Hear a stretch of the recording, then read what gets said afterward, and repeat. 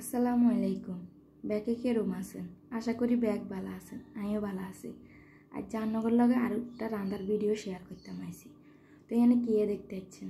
আমরা তো গরুর বট কই, আনেরা কি এখন? তো গরুর বট রান্নার লাই এনে প্রথমে বটকিন ভালো করে ধুই লইছি। ধোনের হরে আমি প্রেসার কুকারে রান্না করি, মাকে প্রেসার কুকারে সিদ্ধ দি লইম। তো এখানে আলুও দিয়ে দিছি, বটের লগে দিয়ে হলুদ মরিচ জিরা যা যা লাগে তেল বেকিং দিয়ে ভালোভাবে একবারে মেয়া লাইম। এরপর এনে আদা রসুন দিয়ে দিম।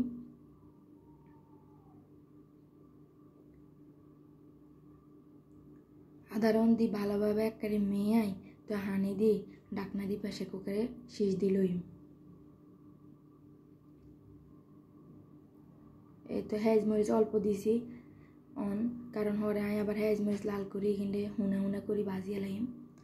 তো এর তো প্রেসার কুকারে ডাকনাটা লাগাই দিয়ে তো এনে আবার লগে দিয়ে কি এনে জুম কলির ডেল। আনারা কলির ডেল রে কী কোন, আমরা তো কলির ডেল কই, এটার শুদ্ধ ভাষা হচ্ছে মাসকলাইয়ের ডাইল আর কি। তো আমরা কলির ডেল কই। তো এটা রায় বালা করে একখানা মাখি লই, এর কারণে এটা ডাইরেক্ট হানি দিয়ে দিলে এটা শাক হয়ে যাব। তো বালা করে মাখি এবার একেবারে বেশি করে পরিমাণ মতো হানি দিয়ে দিম।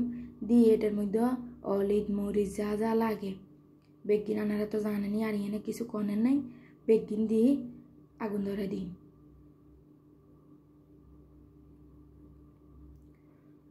কলির ডাল কিন্তু খুব মজা লাগে রাঁধলে। অনেকে মাছ দিয়ে রাঁধে, আমিও মাছ দিয়ে রাঁধি, অনেক যাই ডিম দিয়ে রাঁধি মাঝে। এ তো রসুন দিয়ে দিছি আর আদা দিয়ে দিও।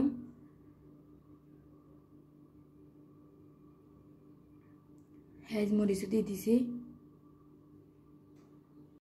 দেনের ওরা বালা করে লাড়ি ছেড়ে দিছি। এই আর প্রেসার কুকারের সিস্টেম হয়েছে কি, শীষ দেনের আগে দিয়ে এই লাল হিয়ান উঠি যাব, হিয়ার ওরা আস্তে আস্তে শীষ দিবে। এই শীষ দিয়ে লাইছে আবার শীষ দেন শেষ হয়েছে, লাল হিয়ান নামি যাব।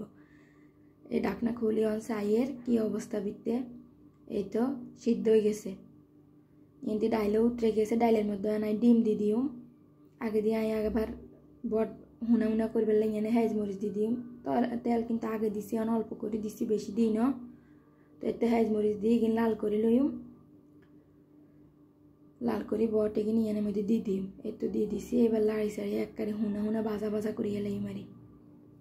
তো এই তো ডাইলের মধ্যে ডিমও দিয়ে দিয়ে, ডিম দিয়ে রাইলেও মজা, মাছ দিয়ে রাইলেও মজা, যে যেতে যেকে রাঁধতে হারেন রাঁধছেন, সমস্যা নাই। এ তো আর কিন্তু ডাইল হয়ে গেছে, ডাইলে আর কোনো কাম নাই, ডাইল রাঁধা শেষ।